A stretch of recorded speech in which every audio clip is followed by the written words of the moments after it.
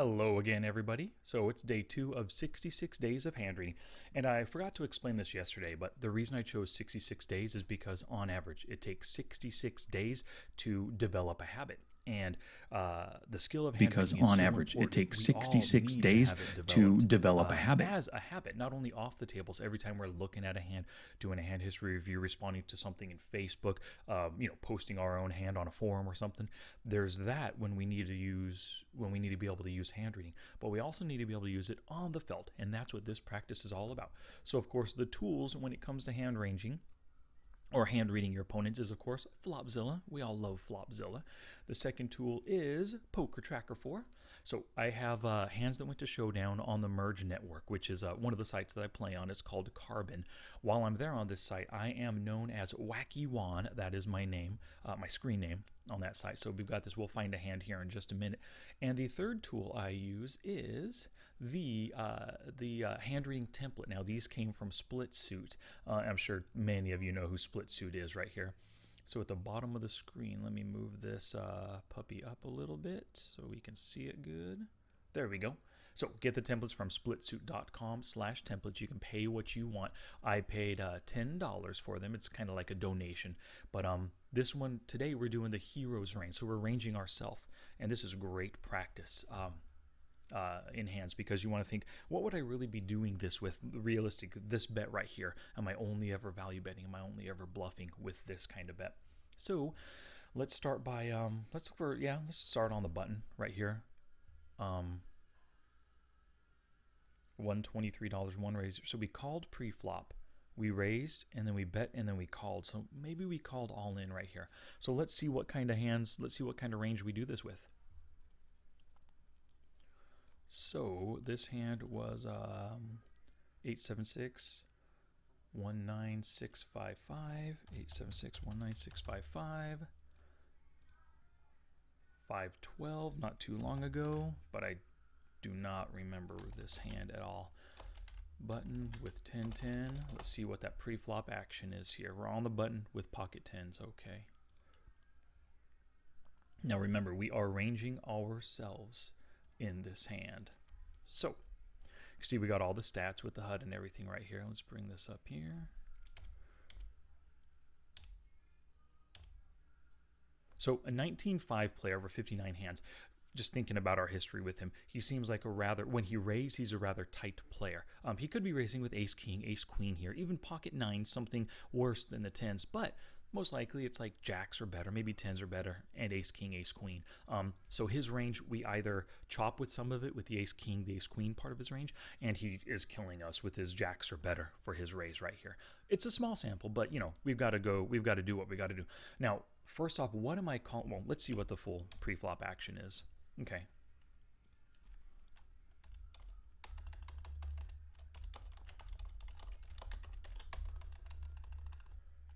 Call versus loose passive ISO. The loose passive player mini convert.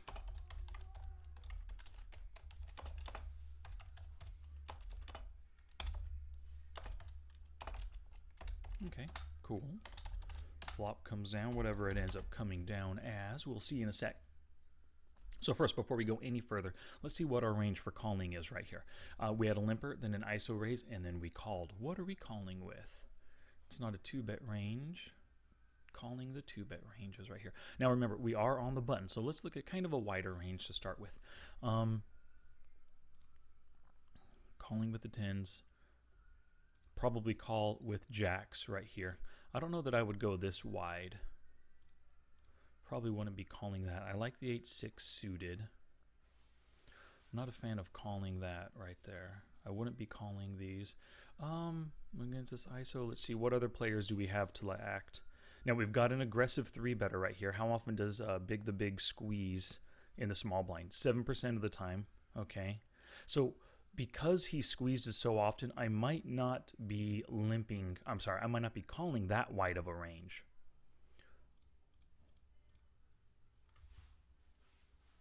Ace Jack, I would probably call with Ace Jack. I like that. I would call with the King Queen.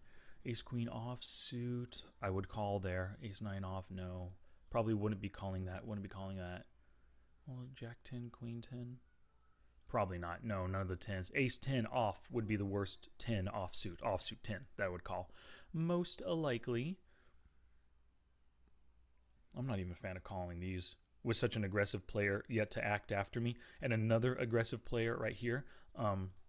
His 3-bet, his squeeze out of the big blinds 20% of the time, 2 out of 10. Yeah, I'm definitely going to be calling with kind of a tighter range because don't even like calling with those. Oh, I'd call 7-6. I think 10-8 would be the lowest I would go down calling right here. And I'm fine with calling these. Oftentimes I would be 3-betting some of these, but these can be in my calling range as well. King Queen suited is in my calling range too. Cool. Yeah, so I have a pretty wide calling range right here. Let's look at he's got a full stack behind. Yeah, so I'm getting implied odds to call those small ones. Okay, cool. So this is our range right now. See what happens. 10, deuce, 5. Nice. Top set. Heart, club, spade.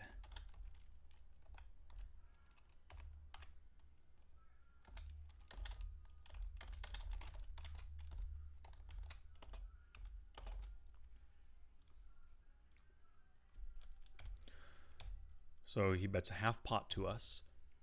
We're making the raise right here. And he folds. Okay, good. So what are we raising with on the 10, deuce, 5 heart, club, spade board? Heart, club, spade board.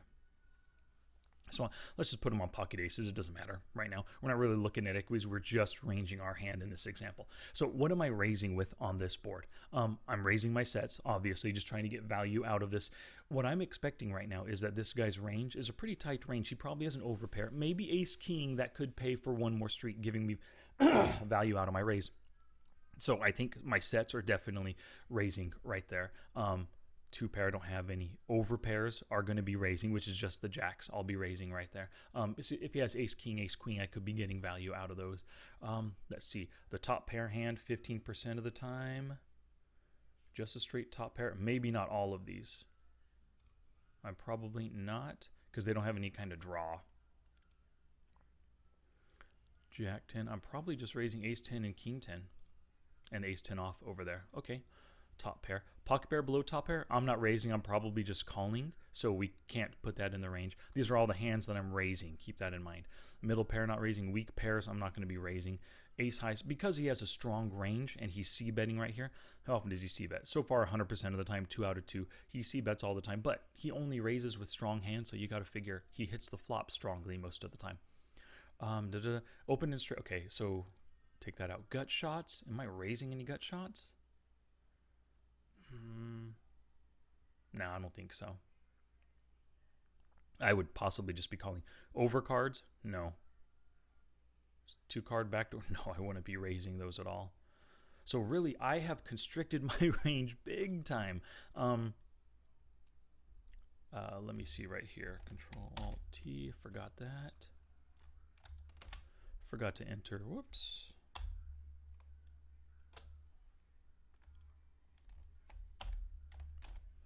Forgot to enter my pre-flop range. Pretty tight range overall. I enter the board and stuff, but I don't want to lose it all. So let's see this here. Bring this over. Plug that in. So this was my pre-flop range. 14.8%, 196 combos. Okay. 14.8%. 196 combos. Okay. Now my range on the flop now, because I'm narrowing myself to just value hands for this raise. Like, why would I bluff a guy that obviously likes his hand, or most likely likes his hand? It's not a good thing. So I'm literally telling him I have the nuts. Practically the nuts. It's top pair or better. I'm going down to just 17% of hands. 24 combos. Wow. So one thing that's really cool about this, when you range yourself, is that it is enlightening to see how my raise here really narrows my range. I went from 200 combos pre-flop to 24 on the flop because I raised. And I raised so big, if you can see that raise sizing right here, um, to 260. So it's like 2.5x, you know. If I would have been bluffing, probably raise just a little bit smaller, maybe like to like 275 or so. A little bit double, or a little bit over double his raise. The raise sizing right here, and on this board with my pre-flop range, if he's hand reading me, he should know that I have a super strong hand. He shouldn't be continuing with much other than just overpairs, basically, or overpairs or better, obviously. So if he can't have a set of tens. But if he happened to raise with fives or deuces, he has a set. That's the only thing. I think he has jacks through aces, and I'm just gonna freaking stack him right here, is my guess. Yeah, so, I mean, we can easily put him on aces. Now, well, actually, it could just be jacks. Let's put him on jacks because he didn't come back over the top of my raise. Aces or kings most likely would have. He has jacks or queens right here, and he's just slightly scared. Or he's just letting me value own myself, and he thinks his overpair is the best. So I'm going to put him on jacks or queens. But look at that. We took ourselves down. We removed 84% of hands. Man. Oh, man, that's terrible. I mean, we flopped a great hand, and hopefully we're going to be getting value, but the way I'm playing it just choreographs the strength of my hand, or not choreographs, just obviously tells. My hand's face up right now with this raise. But let's see what happens on the next tree. The 8 of hearts comes.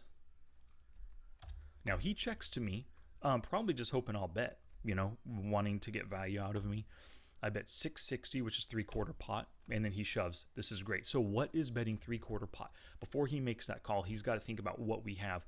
If he was ranging us right now, he would know that if he had an overpair, he's 50-50 equity right here. But it's probably not worth a shove at 50-50. If he had like 70% equity in the hand, or 60%, or if he could put me on some bluffs. Look how dry this board is. The only bluffs are like, you know, ace 6 or ace 4 of spades for like a gutter plus a flush draw. There's not many bluffs I have on this range, on this board at all. My range has no bluffs, but just looking at the board, there's not many I have. He's basically just bluff shoving himself, hoping I have 2 overcards, ace queen, and I was just trying to push him off his hand. Yeah, so what is making this 3/4 pot bet on the, gosh darn it, 8 of hearts? On the 8 of hearts board, what is making it? None of those. Sets, 2 pair. Overpair, possibly. And then top pair. Yeah, I would say that full range right there is making that 3/4 pot bet. And at that point, I mean, on that board, the 8 doesn't help me, doesn't really help him, or doesn't help him at all. He has 56% equity. I can understand the shove, but really, with this shove, with an overpair, you want me to fold. He wants me to just have an ace king or ace queen. Why not just check call and get value out of those hands? By shoving, I am only calling with better hands right here. The 8 comes, and the king jack. Wow. I didn't think he would have had a king jack of hearts, but I guess he got aggressive on that flush draw. Why would he call with a king jack of hearts? Only has 26% equity before that one. Only had 19% equity. Man, what a bad play on his part. Good, though. But yeah, you can see a great lesson learned is that when you range yourself, you see how your plays kind of condense or restrict or limit your range. You know, I was limited with that flop bet to just have basically top pair or better. And then so that's something that I can take from this moving forward, is that I can kind of just pay attention and be more aware of what my plays tell my opponent my ranges. Yeah, so that's it. Thank you very much, everybody. I will continue these. This was day 2 of 66. I have 64 more days to go. That leaves us September, October, early November. I'll be wrapping this up. But yeah, I'm just going to keep on keeping on with this. You guys can follow suit. Just study along with me. Do a hand reading example right now. Whip out Flopzilla, whip out Poker Tracker 4, find a showdown hand, and go to town on it. And then go to... what was it called again? Splitsuit.com/templates to grab the template for a set your own price kind of price. Alrighty, y'all. Thank you very much and have a good one.